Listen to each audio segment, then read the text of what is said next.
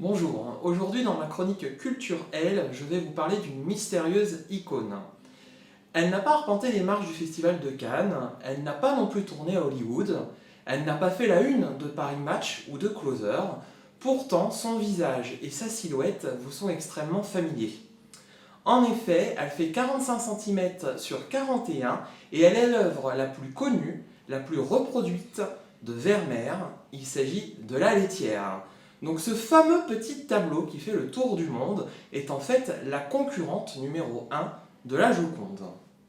Alors on se pose énormément de questions quand on voit La Laitière. Qui est donc cette femme qui verse du lait? Est-ce une servante, une maîtresse de maison?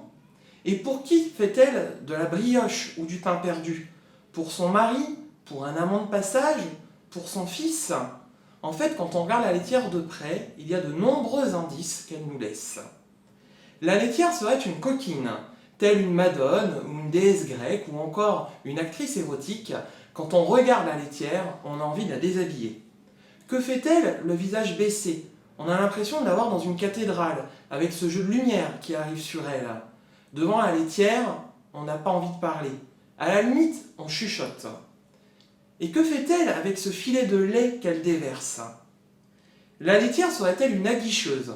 Un carreau cassé en haut à droite nous fait une référence à la perte de la virginité selon certains experts. La laitière serait-elle amoureuse? Un petit cupidon dessiné sur un carrelage nous montre en fait qu'elle pense à un homme. Son mari, comme je disais tout à l'heure, ou quelqu'un d'autre? En fait, la laitière est avant toute chose pour nous tous mère nourricière. En effet, depuis 40 ans, elle illustre une célèbre marque de yaourt éponyme.